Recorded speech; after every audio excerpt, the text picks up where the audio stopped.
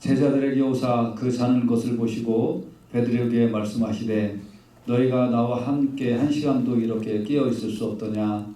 시험에 들지 않게 깨어 기도하라. 마음에는 원이로되 육신이 약하도다 하시고 다시 두 번째 나아가 기도하여 이르시되 내 아버지여, 만일 내가 마시지 않고는 이 잔이 내게서 지나갈 수 없거든 아버지의 원대로 되기를 원하나이다 하시고 다시 오사 보신즉 그들이 자니 이는 그들의 눈이 피곤함 일러라.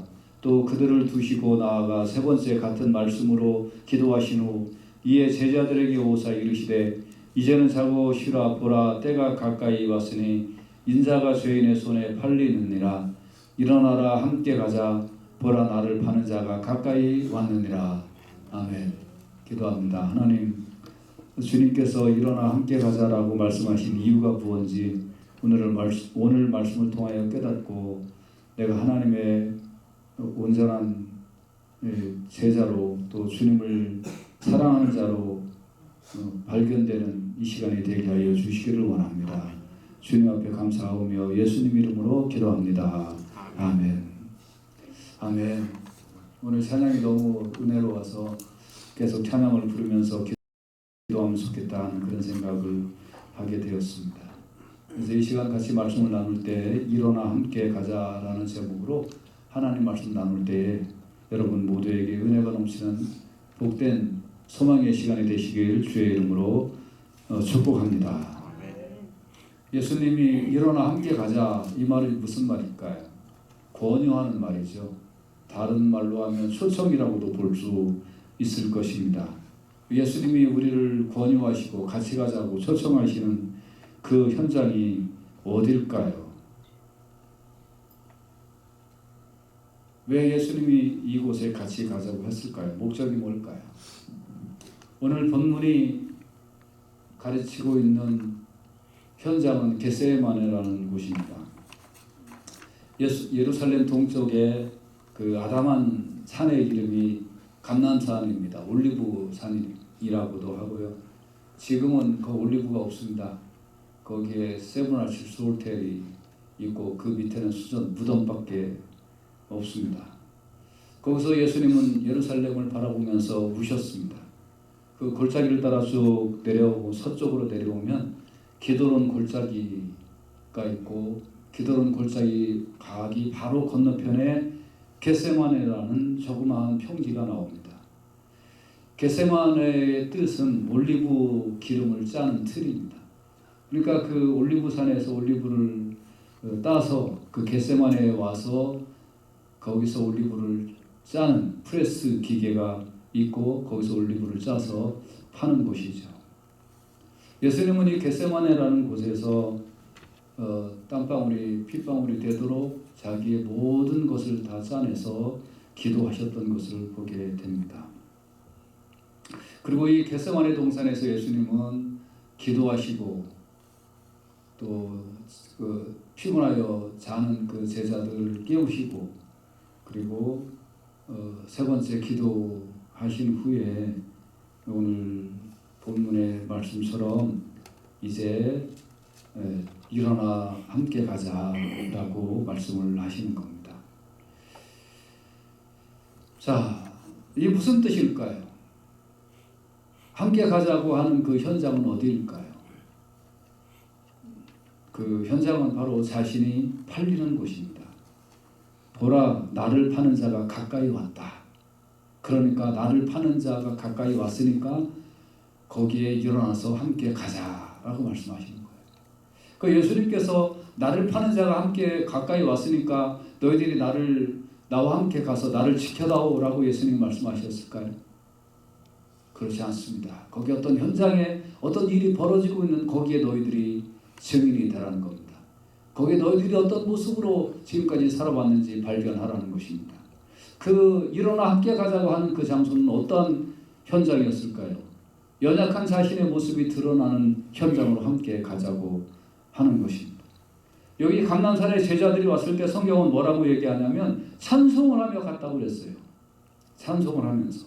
그러니까 주의 만찬식도 하고 그 다음에 예수님이 이틀 전에 팔린다고 하여도 그래도 우리는 주님을 절대 배반하지 않겠습니다. 우리는 그냥 다 배반할지라도 나는 주님을 배반하지 않겠습니다 하고 즐거운 마음으로 찬송하면서 우리 오늘날 우리의 뭐 찬양곡도 아무거나 한다면 뭐 주와 같이 길 가는 것 하면서 뭐 즐거운 마음으로 감난산에 가는 겁니다. 그때 예수님이 마태복음 26장 31절에 보면 예수께서 제자들에게 이르시되 오늘 밤에 너희가 다 나를 버리리라 기록된 바 내가 목자를 치리니 양의 떼가 흩어지리라 하였느니라. 베드로가 뭐라고 그래요? 내가 주와 함께 죽을지언정 주를 부인하지 않겠습니다. 모든 제자도 이와 같이 말했습니다. 자, 이렇게 찬양하고 다짐하고 그리고 정말 의기 등등해서 그래서 감난산에 가서 있었습니다. 그러나 이 다짐이 이 본성이 얼마나 약한지 이 믿음이 얼마나 보잘것없는 믿음인지 느끼는 현장으로 가자는 겁니다. 너희들이 방금 전에 이렇게 찬양했지. 방금 전에 이렇게 너희들을 고백했지. 방금 전에 너희들 이렇게 나는 주님을 죽기까지 따르겠다고 고백했지. 그렇지만 일어나 함께 가자. 나를 파는 자가 왔을 때 너희들이 어떻게 하나? 어떻게 했나요? 56절에 보면 제자들이 다 예수를 버리고 도망하였다. 일어나 함께 가자. 나를 파는 자가 왔다. 함께 가보자. 거기에 가니까 제자들이 어떻게 했어요? 다 도망갔다. 여러분, 방금 전까지 다 주를 버릴지라도 나는 버리지 않겠다고 한 베드로나 이에 질서를 앞다투어 나도 버리지 않겠습니다. 베드로만 안 버립니까? 나도 안 버립니다. 한 다른 제자들이나 다 예수님을 버리고 도망을 간 것입니다. 사무엘하 17장 2절에는 이런 말씀이 있는데요. 저가 분하고 약할 때에 엄습하여 저를 무섭게 한즉 저와 함께 있는 모든 백성이 도망하리니. 제자들이 무서움을 느껴서 도망을 가버리고 맙니다. 예수님이 아직 매를 맞은 것도 아니에요. 예수님이 지금 무슨 고난을 당한 것도 아니에요. 그러나 검과 뭉치로 무장된 군사들이 왔을 때 제자들은 이때다 하고 도망을 가버리고 마는 겁니다. 여러분과 제가 결심은 하죠. 그리고 다짐을 잘 합니다. 그러나 주님을 향한 그 결심과 다짐이 이 제자들처럼 얼마나 쉽게 무너집니까? 기도 열심히 해야지. 목사님이 그렇게 큐티하라고 그렇게 하는데 그래 하루에 내가 20분 시간 못 내서 못할까? 이론상으로는 쉽죠. 성경 읽는 거 내가 그거 못할까? 유튜브 조금 들 보면 되지. 이론상으로는 쉽죠. 찬양 좀 더 부르고 영적 생활을 좀 해야지. 다짐은 쉽죠. 나쁜 습관 끊고 주님을 진실하게 부르는 자들과 가까이 해야지. 모이기에 힘써야지. 교회까지 거 30분 내가 일찍 못 갈까? 여러분 지금까지 얘기하는 거 잘못된 거 하나도 있어요? 다 여러분에게 영적인 도움을 주려고 하는 거고 여러분 영혼이 잘 되고 범사에 잘 되라고 자극하는 것들 아니에요? 그러니까 다 마음으로 화답하죠. 맞아. 그렇게 해야 돼. 기도해야 돼. 찬송 불러야 돼. 큐티해야 돼. 전도해야 돼. 교회 일찍 가야 돼. 정말 더 섬겨야 돼. 내가 더 낮은 모습으로 다른 사람들을 더 가까이 가야 돼. 틀린 얘기가 뭐가 있어요? 하나도 없죠. 하나도 없죠. 그리고 결심 수도 없이 하잖아요. 그런데 우리가 가는 현장이 어떤 현장이란 말입니까? 매일매일 닥치는 현장은 내가 또 못하는구나. 내가 또 못하는구나. 내가 또 안 되고 말았구나 하는 이 제자들처럼 다른 사람은 다 주님을 버릴지라도 나는 주님을 버리지 않겠습니다 했던 그 각오와 다짐이 불과 얼마 안 돼서 일어나 함께 가자. 나를 파는 자가 왔거든. 네 다짐이, 네 그 결심이 얼마나 가는지 보자. 그럴 때 연약한 나의 모습이 적나라하게 발견되는 내 모습으로 주님이 나를 이끌으셨다는 거예요. 여러분이 늘 지금 이끌어지는 현장이 어떤 현장이에요? 아, 내가 못하고 있구나. 내가 안 되고 있구나. 난 큐티 진짜 제대로 하기 싫어하는구나.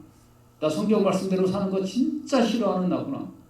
기도 진짜 안 하는구나. 성경 말씀 진짜 안 보는구나. 다른 거는 뭐 열심히 해요. 운동도 만점, 공부도 만점. 다 잘해. 근데 안 해. 못해. 마음이 안 가 있어. 내 몸이 체질적으로 움직이지 않는 이 현장에 여러분이 노출되는 거예요. 약하고 하루에 30분 시간 내는 게 그렇게 힘든 내 모습을 발견해 버리고 마는 거예요. 여러분 결혼할 때는 어땠어요? 다 그렇게 하고 결혼하지 않았어요? 평생 뭐 아껴주고 뭐 평생 뭐 섬기고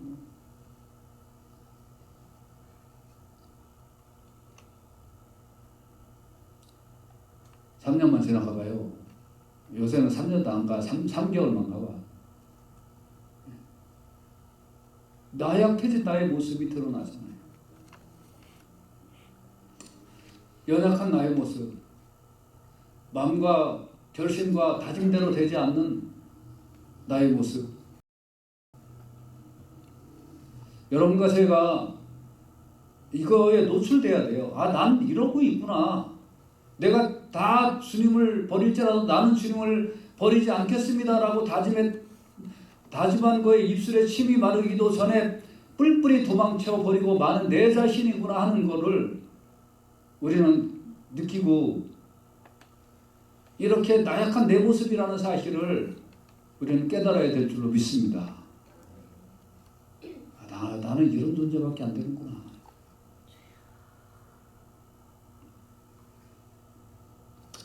그래서 시편 39편 4절에 여호와여 나의 종말과 나의 연한의 어떠함을 알게 하사 나로 나의 연약함을 알게 하소서.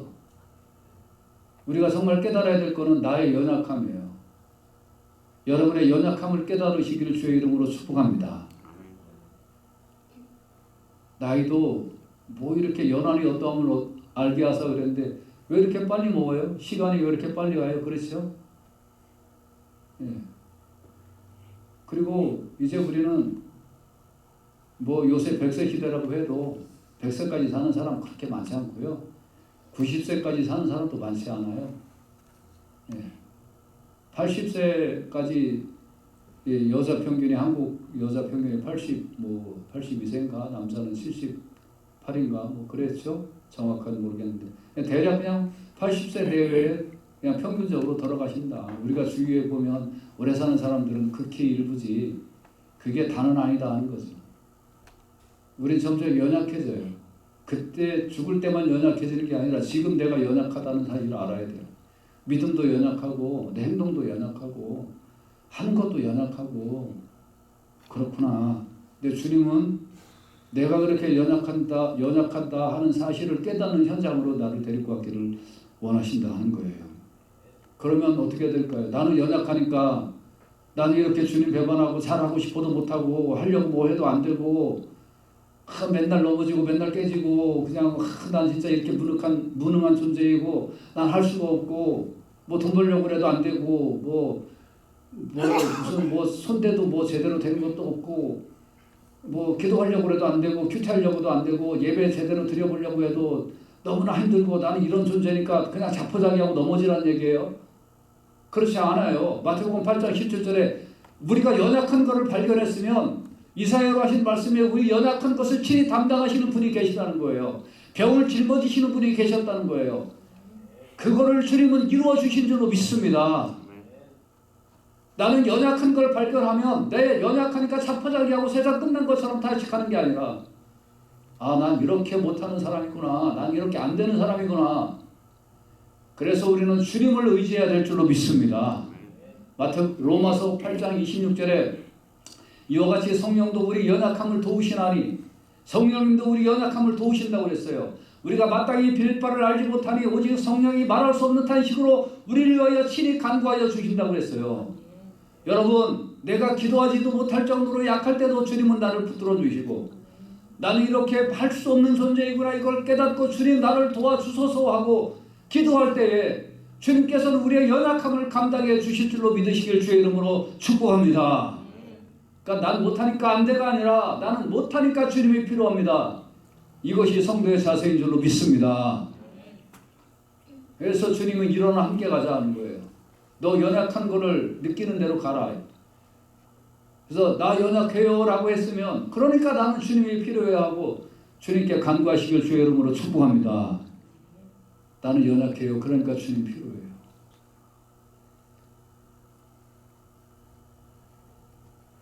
두 번째, 주님이 부르시는 현장이 어느 현장일까요? 두 번째는 말씀을 이루는 현장입니다. 예수님께서 잡히실 때의 상황을 조금 더 자세히 살펴보면 가룟 유다와 이제 무리들이 예수님을 잡으려고 왔을 때에 이제 그 베드로라고 생각되는 그 성경은 예수와 함께 있던 자 중에 하나가 손을 펴서 대제사장의 종을 쳐서 그 길을 떨어뜨렸다고 그러는데 아마 그 사람이 베드로인 것 같아요. 이렇게 사람이 이제 칼을 뽑아서 뭐 예수님을 보호하려고 했으면 제대로 맞춰야 될 거 아니에요. 나는 베드로가 잘했다라고 얘기를 하는 게 아니라 난 이 장면을 보면서 웃기는 게 뭐냐면 칼을 뽑아갖고 이렇게 쳤으면 뭐 좀 제대로 맞춰야 될 거 아니에요. 이거 잘랐다는 건 실력이 형편없다는 뜻 아니에요, 그죠? 예수님 이제 그 길을 다시 잡아서 붙여주시고 내 칼을 도로 칼집에 꽂으라. 칼을 가지는 자는 다 칼로 망하느니라 라고 하면서 예수님이 뭐라고 하시냐면 내가 지금 12군단 더 되는 천사를 보내시게 할 수 없냐. 여기서 12군단, 한 군단이 이제 경우에 따라서 좀 다르지만 뭐 3만 명 정도라고 이렇게 계산을 하면 12군단 되는 천사다. 그러면 36만, 이거는 이제 꼭 36만을 얘기하는 것이 아니라 그 당시 로마의 군단이 3만이었으니까 12군단, 그럼 36만이나 되는 천사를 내가 동원해서 내가 이 자리를 못 피할 것 같으냐 하는 예수님의 강조의 말씀인 거예요. 그러니까 얘네들이 지금 불과 수십 명이 몰려와가지고 예수님을 잡으러 이렇게 왔는데 베드로가 그거 맞겠다고 칼을 쓰고 있는데 예수님이 너 칼 쓰지 마라. 야, 내가 이거 하나 해결 못할 줄 아느냐? 내가 이거 하나 해결 못하는 내가 하나님의 아들인데 이거 하나 해결 못하는 내가 그런 존재 아니야? 하시면서 예수님이 그러나 내가 지금 이거 하나 해결을 이거 해서 내가 이 사람들을 다 내가 안 잡혀가면 내가 만일 그렇게 하면 내가 십자가에 죽어야 돼서 너희들을 살려야 되는 이 성경 말씀이 어떻게 이루어지겠느냐.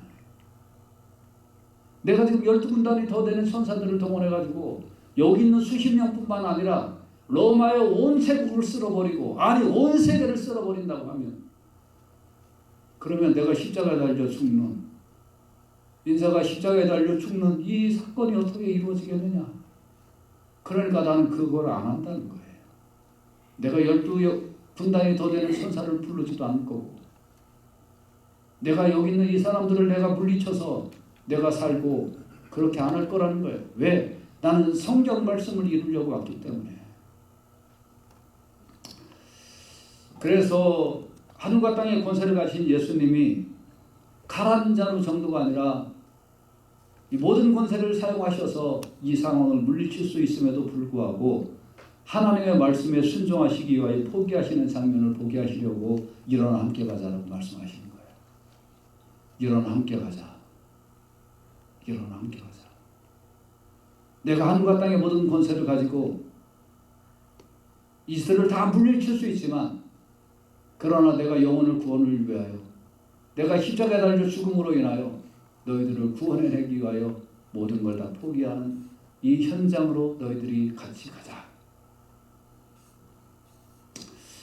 예수님이 마태복음 26장 26절에 보면 그들이 먹을 때 예수께서 떡을 가지사 축복하시고 떼어 제자들에게 주시며 이르시되 받아서 먹으라 이것은 내 몸이라 라고 말씀하셨잖아요. 근데 이때는 내가 떡을 떼어줬잖아요. 예수님. 근데 지금은 실제로 내가 내 몸을 너희한테 인류를 위하여 속죄의 제물로 바치겠다. 내 몸을 바치는 현장으로 가라. 마태복음 26장 28절에 보면 이것은 죄사함을 얻게 하시려고 많은 사람을 위하여 흘리는 바 나의 피 곧 언약의 피니라고 예수님이 포도주를 통해서 말씀하셨잖아요. 그때는 포도주를 통하여 말씀하셨지만 지금 이 현장은 내가 내 피를 실제로 흘리는 그 현장으로 예수님이 부르신 거예요. 여러분, 영혼 구원을 위해서라면 자신의 권세와 목숨까지 포기하는 현장으로 제자들을 예수님께서는 부르신 것입니다. 그 예수님께서는 동일한 부르심을 우리에게 불러주시는 줄로 믿습니다. 이 사도 바울은 사람들이 사도 바울을 약간 좀 촌스럽다고 비난한 모양이에요. 음식도 좀 싼 것도 먹고 결혼도 하지 않았고 사례비도 받지 않고 또 가난하게 살고 있었던 것 같아요. 그러니까 자기도 수준이 안 맞는 거죠. 안 맞는 거죠. 그러니까 여러분 제가 목사의 삶을 이렇게 살면서 참 어려운 게 뭐냐면 좀 잘 사는 분들이 있잖아요. 이런 분들은 브랜드라는 게 착착착 이게 배어 있는 것 같아요. 그래가지고 조금 제가 이제 입은 옷을 딱 이렇게 딱 보고 평가를 딱 해요. 그래 이제 이렇게 좀 밑으로 봐요. 이렇게 밑으로. 그런 거 많이 느껴요, 제가. 예. 한국 사람들 특히 이제 그런 거 심하죠. 예.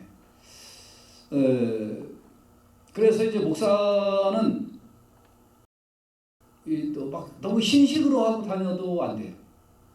그러면 막 목사가 그냥 무슨 돈이 있어갖고 저렇게 하고 다니냐 이러고 또 구식으로 하고 다녀도 우리 목사님 다른 사람들 앞에서 나 체면 좀 세워주세요. 그러면서 살 돈을 주지도 않으면서 이제 구식으로 하고 다니면 또 막 면박 주고 막 그런 경우도 있죠. 자, 이럴 때에 바울이 뭐라고 얘기를 합니까? 다른 이들도 너희에게 이런 권리를 가졌거늘 하물며 우리일까 보냐. 그러나 우리가 이 권리를 쓰지 아니하고 범사에 삼는 것은 그리스도의 복음에 아무 장애가 없게 하려 함이라.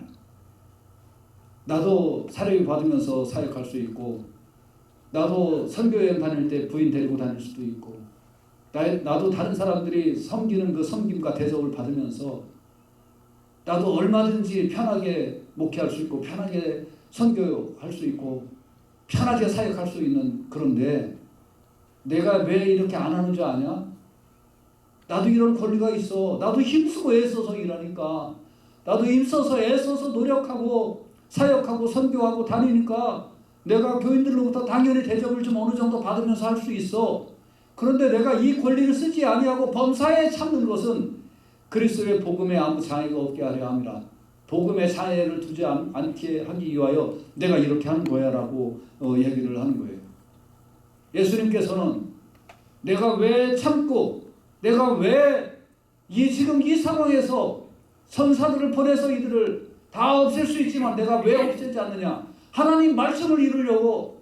그래서 내 몸을 속죄의 제물로 주고 나를 믿는 자는 지옥에 안 가고 천국에 가게 하려고 내가 이렇게 하는 거다 하는 그 예수님의 마음을 바울은 알아서 그렇구나. 내가 누리지 않고 권리를 사용하지 않아도 내가 만족하는 것은 내가 이렇게 함으로 내가 복음이 더 잘 증거될 수 있다면 난 얼마든지 이렇게 하겠다 하는 거예요.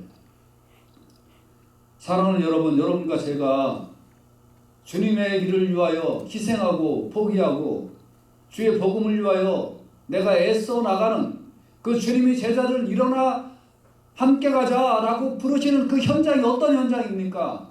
여러분이 누려야 될 거, 여러분이 가져야 될 거, 여러분의 당연한 권리라고 생각되는 것들을 복음을 위하여 포기하고 희생하는 그 현장으로 주님께서는 우리를 불러주신 줄로 믿습니다. 이 현장이 바로 그런 현장이에요. 교회라는 현장이 바로 그런 현장이에요. 교회는 내가 누려야 될 걸 누리지 못하는 거예요.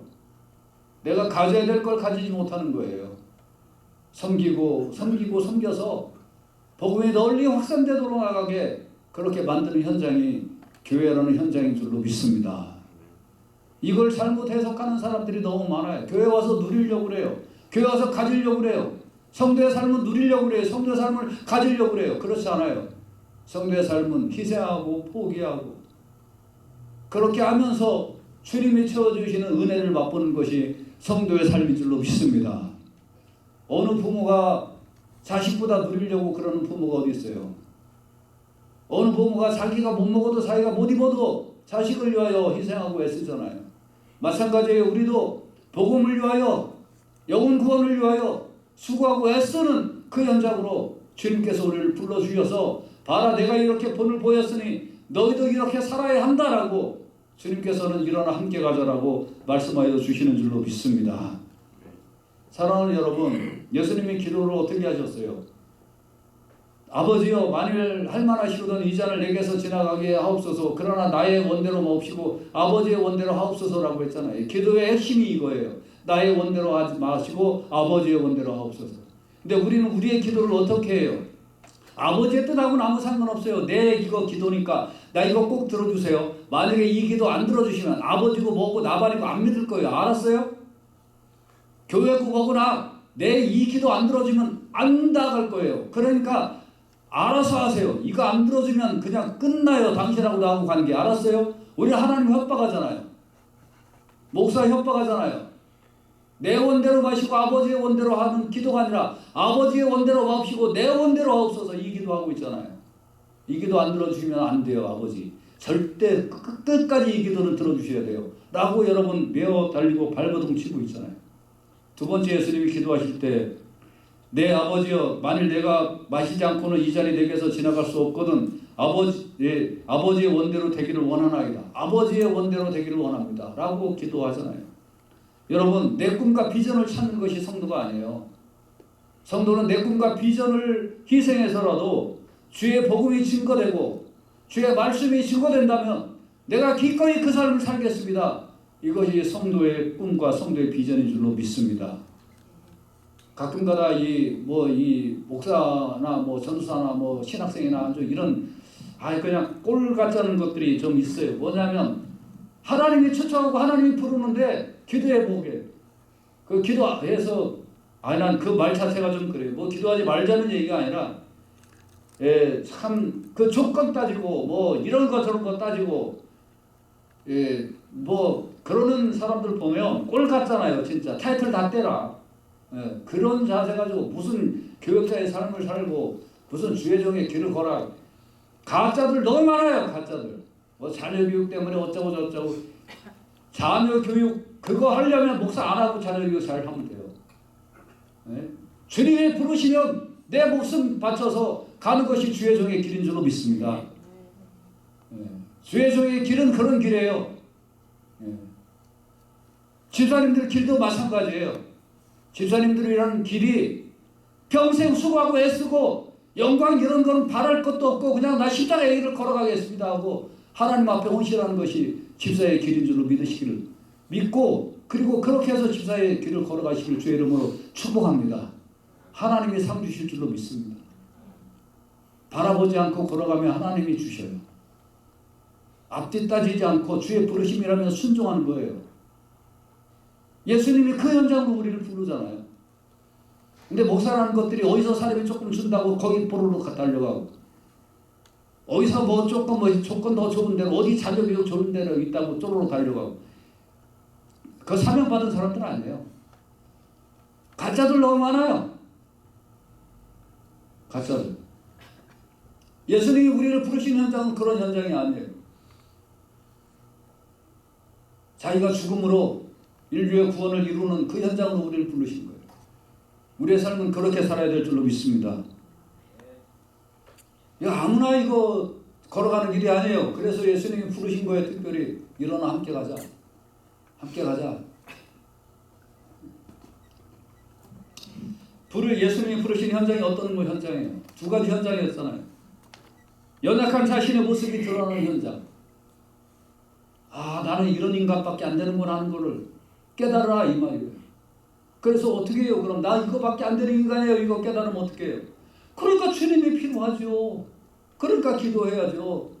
난 이거밖에 안 돼요 하니까 주님 나를 살려주세요 하고 기도해야죠. 여러분의 깊은 탄식의 기도가 나타나기를 주의 이름으로 축복합니다.